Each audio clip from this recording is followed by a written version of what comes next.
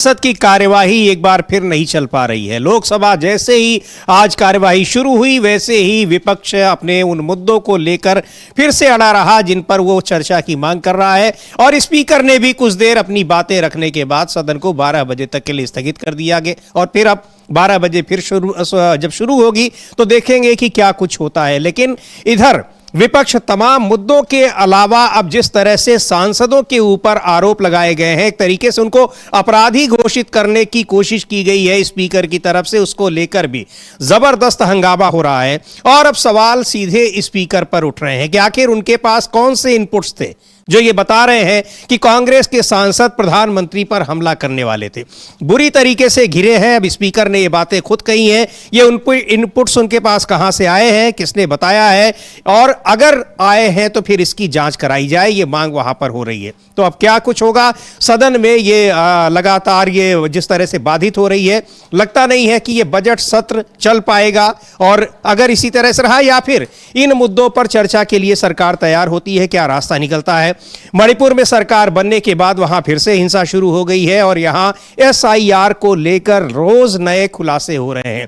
एक एक बूथ पर फॉर्म 7 के जरिए लोगों के मतदाता सूची से नाम कटवाने की शिकायतें आ रही हैं, उस पर भी हम बात करेंगे। पहले बात करते हैं किस तरीके से आज जब सदन की कार्यवाही शुरू हुई तो क्या कुछ वहां पर हुआ, देखते हैं। सभासदों, माननीय अध्यक्ष जी,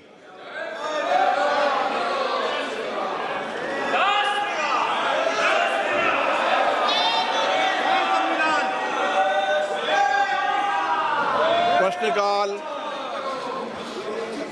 क्वेश्चन नंबर 101 श्री राजपाल सिंह महेंद्र सिंह यादव।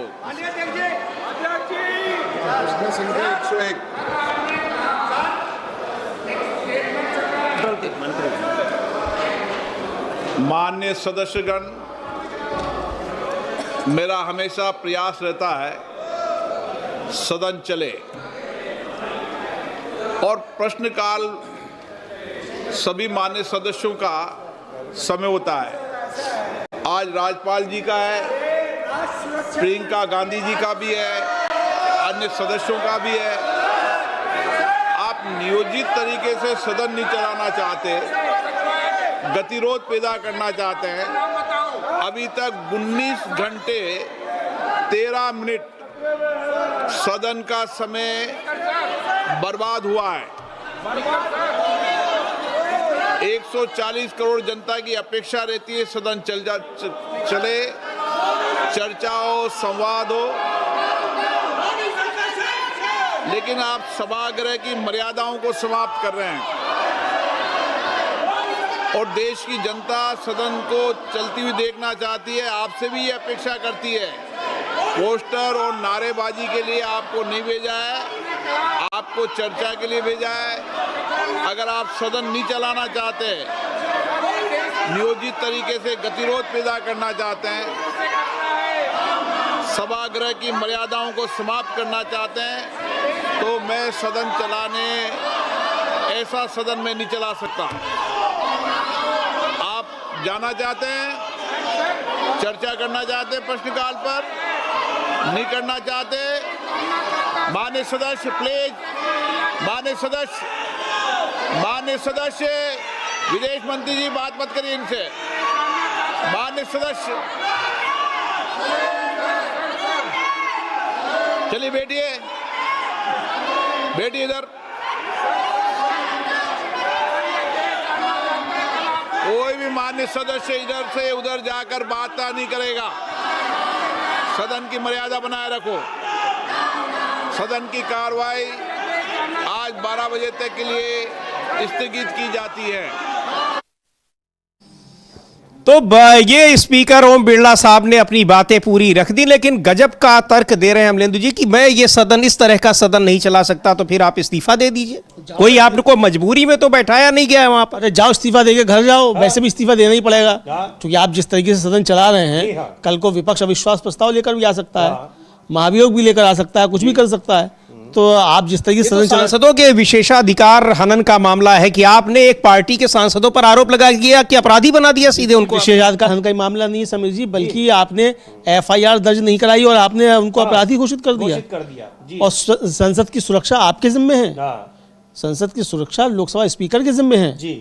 तो लोकसभा स्पीकर जो है उसके जिम्मे है। तो आपकी कमजोरी है, अगर प्रधानमंत्री असुरक्षित है तो 543 सांसद कैसे सुरक्षित हैं? और जब आपके पास इनपुट्स हैं तो आपने उन इनपुट्स को इतने देर तक, लगभग 24 घंटे तक आपने उनको अपने पास बचा कर क्यों रखा है? आपने उसकी जानकारी किसी को क्यों नहीं दी? और जिनके खिलाफ इनपुट्स थे आपने एक्शन क्या लिया है? एक्शन क्या लिया? दूसरा ये कि कांग्रेस के सांसद जो है वो सिर्फ लोकसभा में ही हमला करेंगे, प्रधानमंत्री और राज्यसभा में नहीं करेंगे।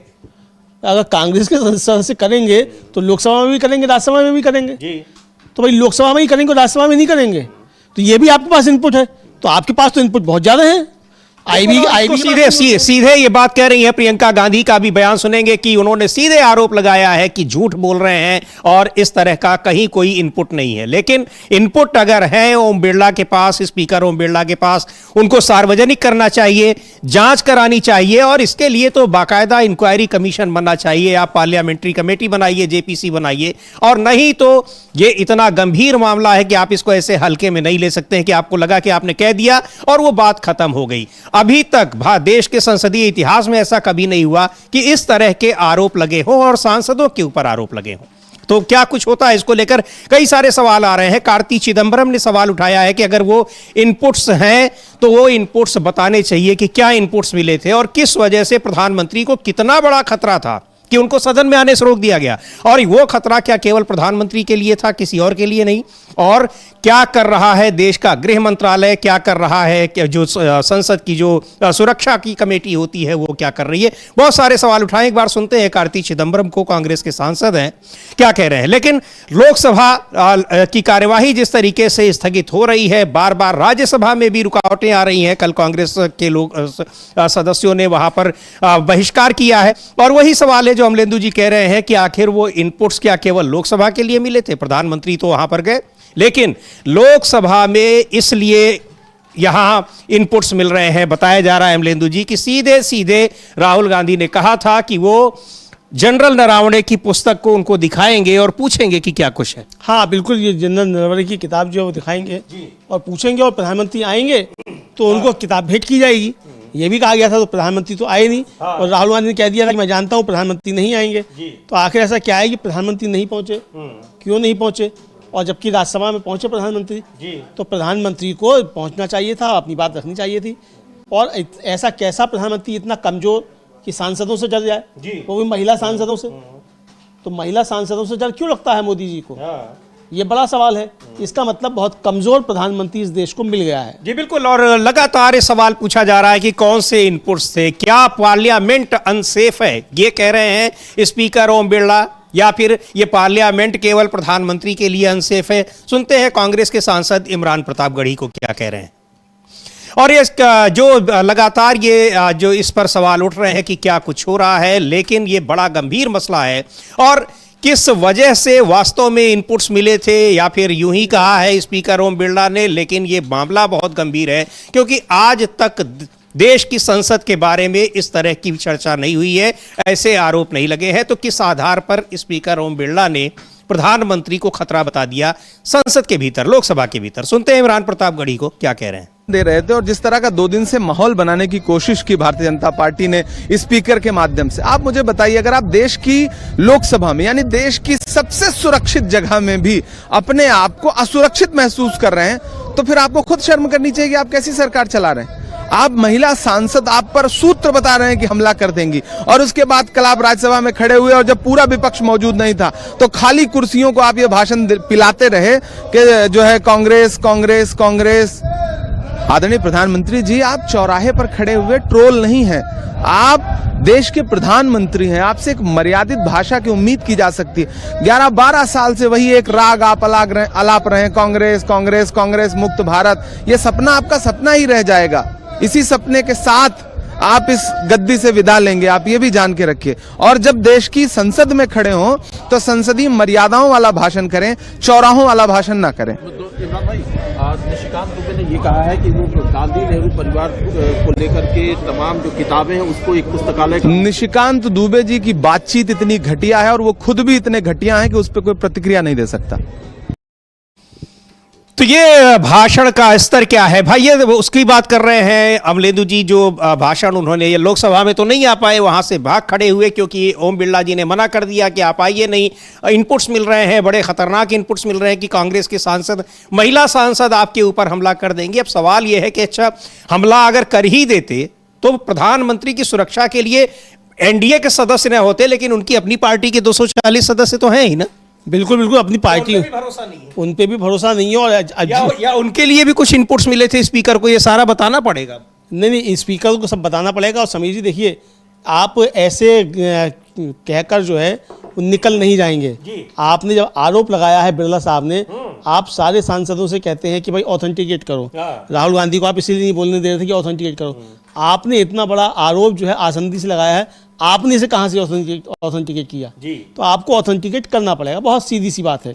जो नियम लोकसभा के और सदस्यों के लिए है, वही नियम प्रधानमंत्री नरेंद्र मोदी और वही नियम इनके लिए भी है। जी बिल्कुल। और यहाँ ये आरोप लगा दिए हैं, लेकिन आरोप, वो इनपुट्स को लेकर अब सवाल उठ रहे हैं कि वो इनपुट्स कहाँ से आए हैं, किसने आपको बताया और किन सांसदों के बारे में आपको इनपुट्स मिले हैं। या आपने यूं ही कह दिया चूंकि प्रधानमंत्री को नहीं आना था, प्रधानमंत्री असहज महसूस कर रहे थे, और असहज महसूस इसलिए कर रहे थे क्योंकि सीधे जो सवाल हैं उन घेरों में प्रधानमंत्री हैं, चाहे वो एप्स्टीन फाइल्स का मामला हो और चाहे वो भारत और अमेरिका के साथ हुए डील का मामला हो, या फिर जनरल नरवणे की पुस्तक में जो कुछ बातें लिखी गई हैं, सरकार कैसे अपनी जिम्मेदारियों से इस तरह के मौकों पर भाग जाती है, उसको लेकर सवाल उठ रहे हैं। और सीधे सीधे उसमें प्रधानमंत्री पर सवाल थे। अब इधर 12 बजे जब सदन लोकसभा की कार्यवाही फिर शुरू होती है तो क्या कुछ हुआ वो भी देखते हैं। सदों, माननीय सभापति जी,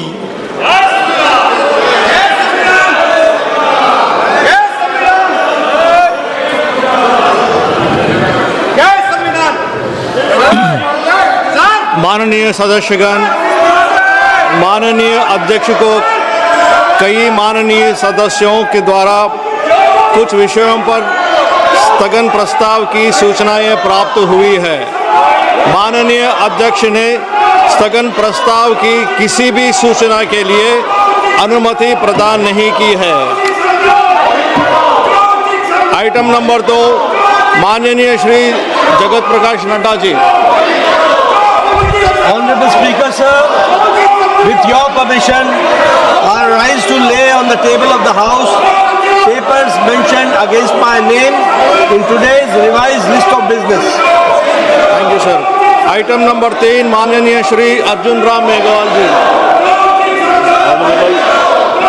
Honorable Chairperson, sir, with your kind permission, I rise to lay on the table of the House the papers pertaining to the Ministry of Law and Justice as mentioned against my name in today's revised list of the business. Thank you, sir. Item number 4, माननीय श्री प्रताप राव जाधव जी। माननीय अध्यक्ष महोदय, मैं आपकी अनुमति से आज की संशोधित कार्यसूची में मेरे नाम के सम्मुख उल्लिखित विषय से संबंधित दस्तावेज सदन के पटल पर रखता हूँ। आइटम नंबर 5, माननीय श्रीमती अनुप्रिया पटेल जी। Chairman sir, with your permission, I rise to lay on the table of the House papers listed against my name as in the revised list of business. Item number 6, माननीय Shri Kirtivardhan Singh ji. Honorable Speaker, sir, with your permission, I rise to lay on the table of the House the papers related to the Ministry of External Affairs as mentioned against my name at serial number 6 in today's revised list of business. Thank you, sir. Item number 7, माननीय Shri Shantanu Thakur ji. Honorable Speaker, sir, with your kind permission, I rise to lay on the table of the House the papers mentioned against my name, serial number 7 on today's revised list of business. अब अगर ऐसा करते हैं तो house नहीं चलेगा, मुश्किल होगा, मेरे को चलाना मुश्किल होगा। सभा की कार्यवाही सोमवार दिनांक 9 फरवरी 2026 को प्रातः 11 बजे तक के लिए स्थगित की जाती है। तो अब सोमवार तक के लिए स्थगित हो गई। सदन की कार्यवाही रोज स्थगित हो रही है, लेकिन विपक्ष जिन मुद्दों पर चर्चा की मांग कर रहा है उस पर चर्चा नहीं होगी और प्रधानमंत्री नहीं आएंगे। फिर प्रधानमंत्री के लिए स्पीकर कहेंगे कि उनके लिए हमले का इनपुट मिल रहा है हमको। बिल्कुल ये कहेंगे हमले का इनपुट मिल रहा है। और समीर जी, जिन लोगों ने उत्तर प्रदेश विधानसभा की कार्रवाइयाँ पहले देखी हैं जी, मेरे पिताजी मुझको बताया करते थे कि राजनारायण जो थे वो सिर पे रूमाल बांध के आते थे, पहलवान थे राजनारायण, और रोज जो थे वो उनको डंडा जोली करके मार्शल बाहर निकाला करते थे, रोज होता था ये। तो ऐसे तो होता रहता है जी। मार्शल किस लिए होते हैं? अगर इस तरीका कुछ हो रहा है, आपको लगता है कि साहब प्रधानमंत्री पे हमला हो सकता है? मार्शल है, हर एंगल पर कैमरे लगे हुए हैं और सबसे बड़ी बात CISF आपने तैनात की हुई है। 70 सालों में ऐसा कभी नहीं हुआ कि CISF सीधे पार्लियामेंट के अंदर पहुंच जाए, हाउस के अंदर पहुंच जाए। वो आपने पहुंचा दिया। एक एक विपक्ष के सांसद पे आपने 4 जो थे वो हथियार बंद आपने पहुंचा दिए। हथियार पहुंचता नहीं था संसद के अंदर और आपने उसको लेकर पहुंचाया। तो आप इतनी बड़ी बात कैसे कह सकते हैं? तो ये शुद्ध रूप से षड्यंत्र है, ये समझना चाहिए। और कांग्रेस की जो महिला सांसद हैं, चूंकि उन्होंने बाकायदा नाम लेके कहा है कि कांग्रेस की महिला सांसद ऐसा कर सकती थी, तो उन महिला सांसदों को इनके खिलाफ एक नोटिस देना चाहिए और जो भी कानूनी कार्रवाई हो सकती है वो इनके खिलाफ करनी चाहिए। जी बिल्कुल करनी चाहिए, क्योंकि इसको सीधे सीधे कहा जा रहा है। हम लोग जो कल प्रियंका गांधी ने कहा भी था कि ये पूरी तरह से झूठ है और इसमें कोई बिल्कुल बेबुनियाद नहीं है, कहीं कोई इनपुट नहीं मिला है। और अगर यही सवाल अब किया जा रहा है कि इनपुट मिले हैं तो वो इनपुट्स बताए जाएं, क्या कुछ इनपुट्स मिले हैं। प्रियंका गांधी का भी वो कल का जो है बयान वो हम लोग सुनवाएंगे। लेकिन जिस तरीके से इनपुट्स मिले थे, लेकिन राज्यसभा में प्रधानमंत्री बोले और वही सारी चीजें बोले जो अक्सर बोलते हैं, और भाषा का स्तर फिर एक बार चर्चा का विषय बन गया है। अभी सुन रहे थे हम लोग इमरान प्रताप गढ़ी जो कांग्रेस के सांसद हैं, उन्होंने क्या कहा। प्रियंका चतुर्वेदी शिवसेना की सांसद हैं, वो भी राज्यसभा की सदस्य हैं, क्या कह रही हैं प्रधानमंत्री के भाषण को लेकर, सुनते हैं। बिल्कुल बिल्कुल बनाएंगे, कहाँ बनाएंगे वो भी हमें बता दें, क्योंकि जितने ग्रंथालय खुले हैं और जितनी इतिहास की हर तरीके की जानकारी हो उतना ही अच्छा है। वो किताबें भी, बहुत सारी किताबें लिखी गई हैं और बहुत सारे राजनेता आए गए जिनके कुछ पर्सनल लाइफ होती हैं। उस पर्सनल लाइफ को इस तरीके से जो शब्दों का इस्तेमाल किया गया, बातें की गई, पर्सनल अटैक्स किए गए पूर्व प्रधानमंत्रियों के ऊपर, वो निंदनीय है। और मैं उम्मीद करती हूं कि भारतीय जनता पार्टी और राष्ट्रीय स्वयंसेवक संघ में की विचारधारा रखने वाले लोग ये भी क्षमता रखेंगे कि जो योगदान रहा है पूर्व प्रधानमंत्रियों का, उसका वो भी एक्नॉलेज करना सीखे। क्योंकि ज्ञान जब आता है ना, ज्ञान प्राप्ति भी जब होती है तो उसमें एक ठहराव भी आता है जो शायद जिन लोगों ने किताबें नहीं पढ़ी उनको समझ में आएगा नहीं। तो ये किस तरीके से संसद में यहाँ पूर्व प्रधानमंत्रियों के खिलाफ बातें हो रही हैं और उन मुद्दों पर, उन बातों पर, उन आरोपों पर न तो सभापति यहाँ राज्यसभा में कुछ कहते हैं और न ही स्पीकर लोकसभा में कुछ कहते हैं, उसको लेकर भी सवाल उठ रहे हैं।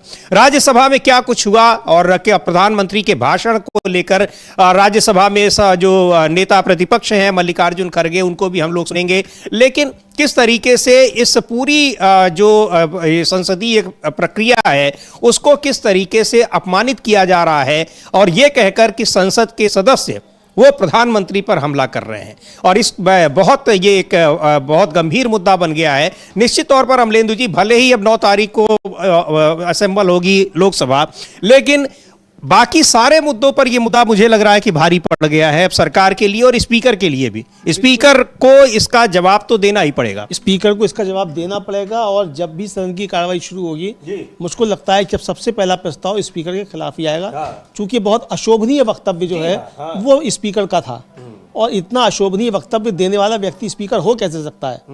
एक तो यही कि आप बता रहे कि उच्च सदन है, जबकि उच्च सदन नहीं है, उच्च सदन राज्यसभा होती है, लोअर हाउस होता है लोकसभा, तो आप बता रहे हैं उच्च सदन है उच्च, और उसके बाद फिर आप इस तरीके की भाषा का यहाँ प्रयोग कर रहे हैं। तो केवल ये नहीं है कि आप पक्षपात कर रहे हैं, पक्षपात भी चलिए एक बार को स्वीकार कर लिया था, लेकिन आप तो पार्टी बनकर महिला सांसदों के ऊपर आप इस तरीके के आरोप लगा रहे हैं जो कि बहुत ज़्यादा गंभीर है। तो इसलिए मुझे लगता है कि इनके खिलाफ कुछ ना कुछ प्रस्ताव निश्चित तौर पर विपक्ष के सांसद लेकर आएंगे। और क्या कहा है प्रियंका गांधी ने स्पीकर के इन आरोपों को लेकर कि उनको इनपुट्स मिले थे कि कांग्रेस की महिला सांसद हमला कर सकती हैं सुनियोजित तरीके से सदन के भीतर। सुन लेते हैं प्रियंका गांधी को क्या कह रही हैं। आरोपों का जवाब दे रही हैं, पूरी तरीके से इसको बेबुनियाद बता रही हैं। One word, speaker is saying that yesterday what happened was disgraceful and shameful. What happened? What happened? The way women MPs were in front of the treasury bench. So the women MPs were standing in front of the treasury bench. So what? But there was a And strategy the to prime hide minister, here. absolute lies. It is an absolute lie. There is no question of anybody raising any hands on the Prime Minister, trying to hurt him or any such thing. There is no question. So it is absolutely wrong of anybody to say that there was any such plan. There was no such plan. But if you're going to allow your members to stand and quote books and talk nonsense, then this side, the opposition benches are going to protest. And I'm sorry, but the Prime Minister is now hiding behind the Speaker. They are making the Speaker say all this. Because yesterday he did not have the guts to come in the House. What? Because 3 women were standing in front of his bench? What nonsense is this? Miss Gandhi, Parliament will be stalled every day. Miss Gandhi, Parliament will be stalled every day like this. Will the Parliament will be stalled every day like this? Will the Parliament be stalled every day? तो सीधे तौर पर कह रही है प्रियंका गांधी ये बिल्कुल कोरा झूठ है, बकवास है। और प्रधानमंत्री वो तो ये भी कह रही हैं कि स्पीकर के पीछे छिप रहे हैं, यानी एक तरीके से छिपना उनको है और छिपने का एक कारण बता दिया जा रहा है प्रधानमंत्री के स्पीकर के जरिए। महाभारत में एक पात्र है शिखंडी जी, और शिखंडी की आड़ में छुपने का बार बार किस्सा आया है जी। तो ये इसी तरीके से प्रधानमंत्री छिपने की कोशिश कर रहे हैं। अरे भाई एक अकेला सब पर भारी 56 इंच की छाती वाला गायब हो जाए महिला सांसदों से डर के, इतना कमजोर प्रधानमंत्री 70 सालों में किसी ने नहीं देखा। ये सवाल है। अब ये भी सवाल है कि अब स्पीकर ने सच में उनको रोक दिया या फिर स्पीकर ये बताना चाहते थे कि कितनी 56 इंच की छाती हमारे प्रधानमंत्री की और लोगों को पता लग जाए। ये भी हो सकता है कि चूंकि जिस तरीके की खबरें आ रही थी कि मोदी और शाह ने जो है स्पीकर साहब को कुछ कहा है बैठक करके, तो अब जो कहा है उसका मतलब समझा जा सकता है क्या कहा होगा। तो अपमानित महसूस कर रहे हो बिरला साहब, तो हिसाब किताब चुकता करना चाहते हो कि लो तुम्हारी 1 मिनट में धुलाई कर देता हूँ 56 इंच की छाती का। जो कुछ भी है लेंदु जी, घिर गए हैं बुरी तरीके से स्पीकर ओम बिरला। अभी उनका वो चाहे किसी को बचाने के लिए कर रहे हो, प्रधानमंत्री को या किसी को भी, लेकिन घिरे खुद नजर आ रहे हैं। अब केसी वेणुगोपाल है, कांग्रेस के सदस्य MP हैं, राष्ट्रीय और महासचिव भी हैं। उन्होंने स्पीकर को एक लंबा चौड़ा पत्र लिखा है और लिखा है कि लोकसभा और लोक लेखा समिति के अध्यक्ष ने 5 फरवरी को माननीय अध्यक्ष को एक पत्र लिखा जिसमें मोशन ऑफ थैंक्स पर बहस के समापन के दौरान हुई गंभीर प्रक्रियात्मक अनियमितताओं पर ध्यान आकर्षित किया गया। कांग्रेस सांसद वेणुगोपाल ने कहा कि पूरा देश हैरान और कंफ्यूज था कि प्रधानमंत्री ने कल लोकसभा में माननीय राष्ट्रपति के अभिभाषण पर धन्यवाद प्रस्ताव का जवाब देने से बचने का फैसला किया। मैंने आज सदन की प्रक्रिया और नियमों के उल्लंघन के बारे में माननीय लोकसभा स्पीकर को लिखा है। रूल 20 का उल्लंघन हुआ है क्योंकि रूल 20 के मुताबिक मोशन ऑफ थैंक्स पर चर्चा के अंत में माननीय प्रधानमंत्री के लिए सरकार की स्थिति स्पष्ट करना अनिवार्य है। यदि प्रधानमंत्री ऐसा करने में असमर्थ या अनिच्छुक हैं तो उन्हें सदन को सूचित करना होगा। वर्तमान मामले में प्रधानमंत्री ने न तो बहस का जवाब दिया और न ही सदन को अपनी असमर्थता के बारे में सूचित किया, जिसे रूल 20 का उल्लंघन माना गया। रूल 362 का उल्लंघन यह स्थापित है कि बहस आमतौर पर संबंधित मंत्री के जवाब के साथ समाप्त होती है। असाधारण परिस्थितियों में यदि सदन बिना ऐसे जवाब के बहस को समाप्त करना चाहता है तो एक सदस्य द्वारा रूल 362 के तहत एक प्रस्ताव पेश करना आवश्यक है। अध्यक्ष द्वारा ऐसे प्रस्ताव को सदन के समक्ष रखने और सदन द्वारा अनुमोदित होने के बाद ही बहस को समाप्त माना जा सकता है और मुख्य प्रस्ताव पर मतदान किया जा सकता है। वर्तमान मामले में रूल 362 के तहत ऐसा कोई प्रस्ताव पेश नहीं किया गया।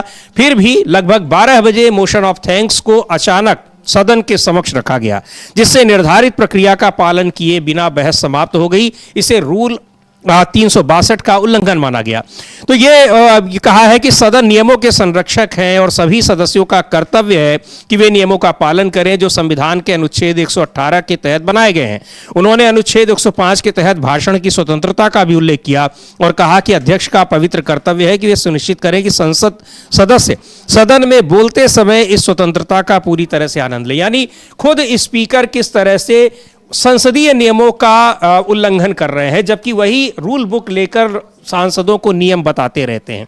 तो कई मोर्चों पर बुरी तरीके से फंसे नजर आ रहे हैं स्पीकर ओम बिरला। और सबसे बड़ी बात ये कि सदन पर सांसदों पर जो गंभीर आरोप उन्होंने लगाया है, और अगर जो विपक्ष कह रहा है कि बिना किसी बुनियाद के, बिना किसी तथ्य के ये आरोप लगाए गए हैं, तो निश्चित तौर पर उनको ये बताना पड़ेगा, इसका खुलासा उन्हें करना पड़ेगा। लगता नहीं कि बिना इसके खुलासे को जाने हुए विपक्ष चलने देगा सदन। बिल्कुल समझिए, बिल्कुल नहीं चलने देगा और चलने भी नहीं देना चाहिए, क्योंकि ये छोटा मोटा आरोप नहीं लगाया है, ये बहुत गंभीर आरोप ओम बिरला ने लगाया है। अब निशाने पर मोदी जी तो हट गए, ओम बिरला आ गए, क्योंकि सारी गड़बड़ियां ओम बिरला ही कर रहे थे। भाई सदन नहीं चलने देना अब ओम बिरला साहब कर रहे थे, बाबा भंग कर देना ओम बिरला साहब कर रहे थे। अगर विपक्ष के लोग नारे लगा रहे हैं तो उनकी बात सुनिए, नारे क्यों लगा रहे हैं उसका समाधान निकालिए, सरकार से बात कीजिए, विपक्ष नेताओं को बुलाइए। वो तो आपने एक भी बार किया नहीं, आप तो आए और आते ही आपने कहा कार्यवाही मतलब स्थगित की जाती है। तो ये तो अब निशाने पर ओम बिरला हैं और इतना गंभीर आरोप ओम बिरला ने लगा दिया है कि अब ओम बिरला के सामने दो ही विकल्प हैं कि या तो माफी मांगे और या फिर इसको ऑथेंटिकेट करें। जी बिल्कुल, या तो माफी मांगे या ऑथेंटिकेट करें, और इसको अब बताना ही पड़ेगा कि इनपुट्स कहां से आए थे और आए थे, मिले थे। आप उसकी जांच कराइए, एक हाई पावर्ड इंक्वायरी कमेटी बनाइए। लेकिन ऐसे आपने सोचा कि यूं ही कह दिया जाए और लोग समझ लेंगे, खबरें आ जाएंगी और पता लग जाएगा कि आपने एक तरीके से डिफेंड कर दिया। यहां तो प्रधानमंत्री खुद इस मामले में फंस गए हैं कि क्या अपने 4, 6, 10 सांसदों की वजह से वो डर कर संसद में नहीं आएंगे। अगर अच्छा मान लीजिए कि अब ये इनपुट्स अभी बने रहेंगे तो क्या वो संसद में आएंगे, लोकसभा में आएंगे ही नहीं। हाँ बिल्कुल, अगर ऐसा है तो ऐसा तो है नहीं कि हमला उसी दिन करते सांसद, अगले दिन भी करेंगे तो आएंगे ही नहीं प्रधानमंत्री संसद के अंदर। ऐसा होगा क्या? तो ये भी हो सकता है ओम बिरला साहब कहना चाहते हो, अब बता दें कि मैंने प्रधानमंत्री से अनुरोध किया। भाई आपने क्यों अनुरोध किया, आपने ऐसा अनुरोध क्यों किया? आपने अपनी नाकामी जो खुद बता दी, इसका मतलब आप स्पीकर होने के लायक नहीं है, ये आपने बता दिया। क्योंकि अगर आप स्पीकर होने के लायक होते तो आप अपने कर्तव्य का पालन करते। आपने संविधान की जो शपथ दी है उसके अनुसार आप सदन की सुरक्षा की जिम्मेदारी आपकी, आप उसको पूरा करते। अगर प्रधानमंत्री के ऊपर कुछ इस तरीके का था तो आपकी जिम्मेदारी थी सदन की सुरक्षा करना, तो वो आपने नहीं किया, तो नाकारा तो आप साबित हुए हैं। बिल्कुल, बहुत कई मोर्चों पर घिरे हुए। और प्रधानमंत्री ने राज्यसभा में जो भाषण दिया भी राष्ट्रपति के धन्यवाद प्रस्ताव पर, उसको लेकर क्या कुछ कह रहे हैं मल्लिकार्जुन खड़गे। कैसे उन्होंने भी, प्रधानमंत्री ने भी बिना तथ्यों के, गलत तथ्यों के विपक्षी नेताओं पर, पुराने जो प्रधानमंत्री हैं उन पर कई सारे आरोप लगा दिए जो हर सत्र में देखने में मिलता है। एक बार फिर उन्होंने उसी तरह से गलत तथ्यों का इस्तेमाल किया है, कह रहे हैं मल्लिकार्जुन खड़गे। सुन लेते हैं उनको क्या कह रहे हैं।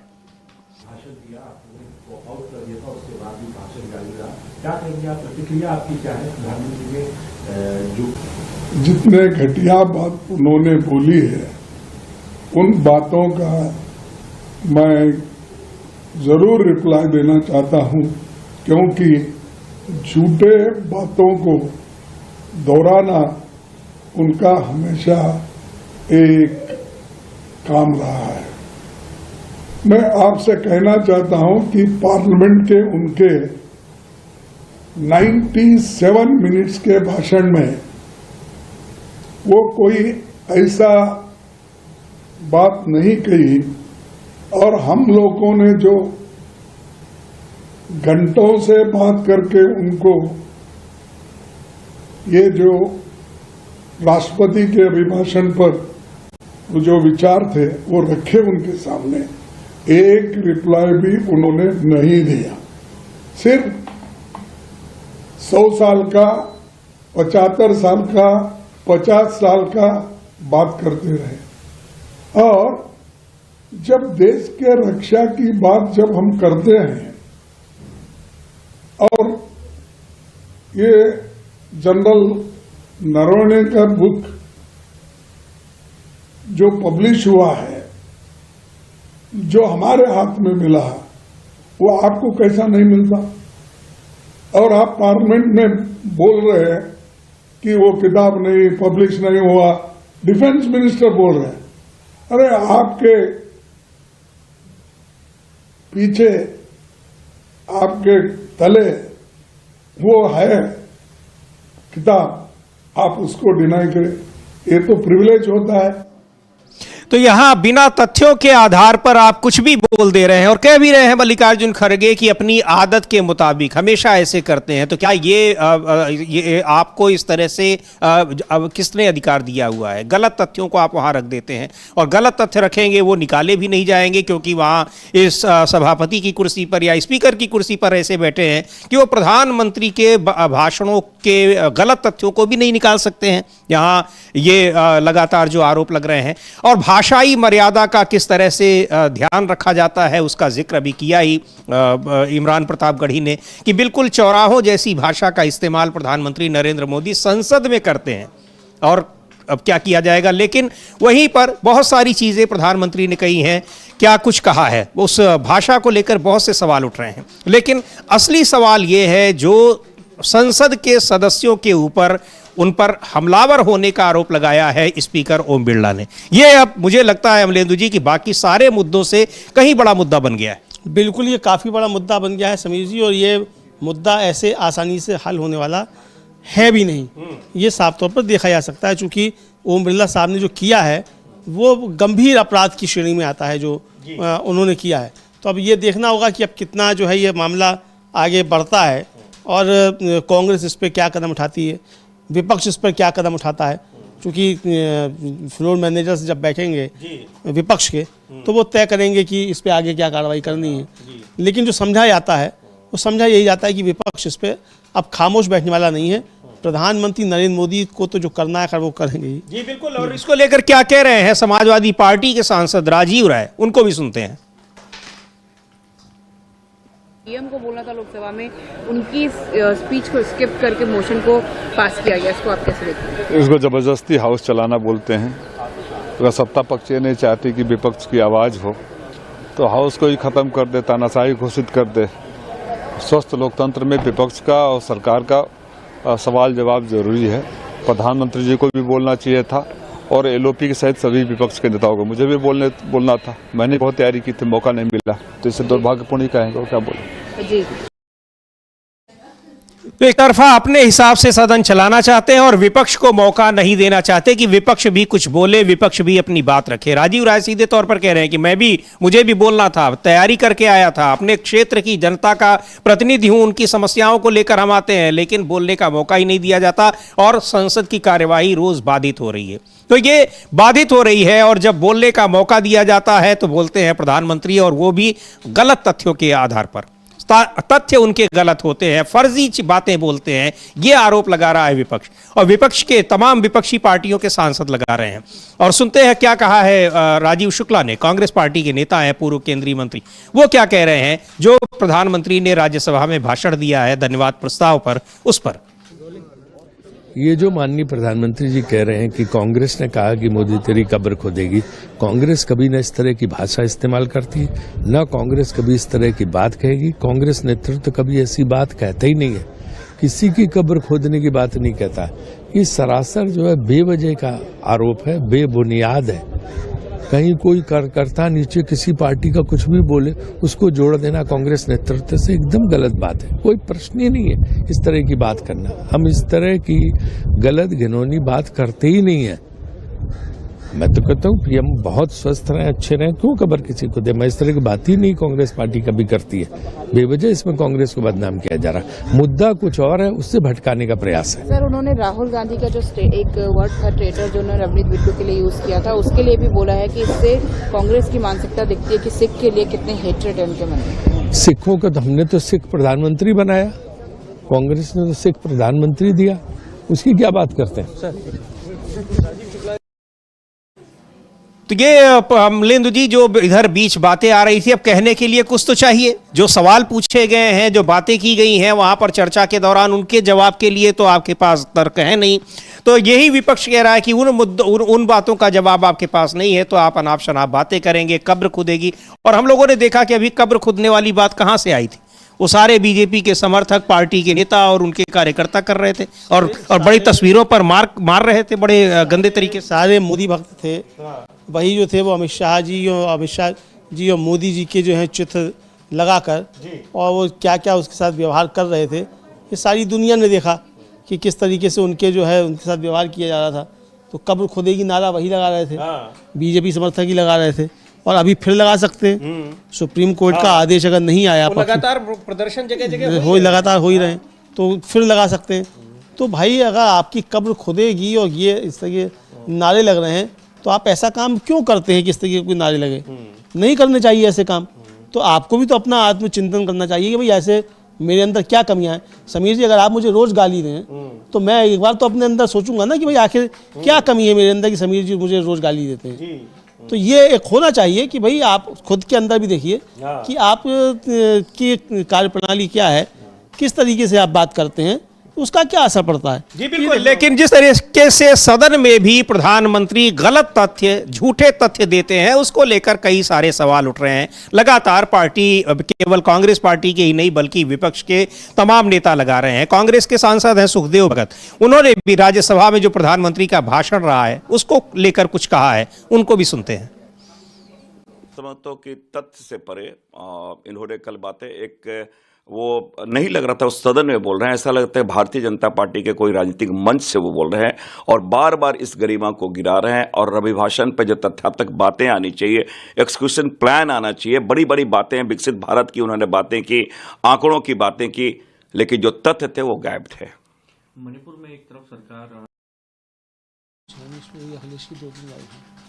तो यहाँ पर किस तरीके से भाषा को लेकर बार बार सवाल उठ रहे हैं। और यहाँ राज्यसभा में प्रधानमंत्री ने राष्ट्रपति के जो अभिभाषण था उस पर धन्यवाद प्रस्ताव पर जो कुछ कहा, लोकसभा में बोलने ही नहीं आए। और लोकसभा में कहा गया कि स्पीकर ने उनको बता दिया कि इनपुट्स मिल रहे हैं कि आपके ऊपर हमला हो सकता है, कांग्रेस की महिला सांसद आपके ऊपर हमला कर सकती हैं, और इस डर से फिर प्रधानमंत्री नहीं आए। अब इसको डर ही कहा जाएगा अमलेंदु जी कि महिला सांसदों के डर से वो नहीं आए, अगर स्पीकर के पास उसके इनपुट्स थे तो? बिल्कुल समीर जी, ऐसे डर ही कहा जाएगा। और डर प्रधानमंत्री का सामने आ गया तो प्रधानमंत्री डरते बहुत ज़्यादा हैं, तो इतना डरपोक प्रधानमंत्री देश को नहीं चाहिए। देश को बहादुर प्रधानमंत्री चाहिए, जो घर में घुसकर जो हमारे जो 56 इंच का सीना दिखाए, जो लाल लाल आंखें चीन को दिखाए, ऐसा प्रधानमंत्री चाहिए। ऐसा इंदिरा गांधी को तो इनपुट्स थे, बाकायदा आईबी के इनपुट्स थे कि आप सुरक्षा कर्मी जो है आपके ये उसको मत रखिए सिखों को, लेकिन उन्होंने कहा कि मैं अपने लोगों के पर कैसे आशंका कर सकती हूँ। यहाँ आप अपने सांसदों पर भरोसा नहीं कर पा रहे हैं। अपने सांसदों पर नहीं कर पा रहे हैं, और सबसे ज़्यादा सांसद तो भाई आपके ही हैं जी। कांग्रेस की अगर महिला सांसद कितनी होंगी, 10 या 12 होंगी। आपके पास तो 240 सांसद हैं, और पूरा एनडीए को मिला लीजिए, चूंकि वो एनडीए के भी सांसद आपके ही हैं, तो वो जाके 290 के आसपास हैं जी। तो भाई आपके पास तो इतना ज़्यादा है, तो आप 10-12 महिलाओं से इतना ज़्यादा घबरा गए।